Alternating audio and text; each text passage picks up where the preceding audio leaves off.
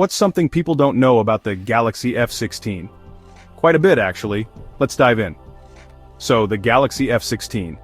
It's got a 90Hz AMOLED display, a Dimensity 6300 chip, and a 50MP camera. Sounds fab, right?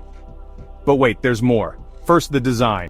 Glass front, plastic back, and an IP54 rating. It'll survive a splash, but don't go swimming with it. At 7.9 mm thin and 191 grams, it's comfy to hold. Now the display. A 6.7-inch Super AMOLED with 90Hz refresh rate and 800 nits brightness. Smooth scrolling and vibrant colors. Perfect for binge watching. Performance? The Dimensity 6300 chip is decent for gaming and multitasking. And with Android 15 and One UI 7 plus 6 major updates, you're set for the future. Cameras?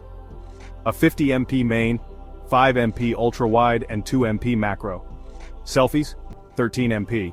But is it really content creator material? Battery life? 5000 mAh and 25W fast charging. But here's the kicker. No charger in the box. And for 120 EUR?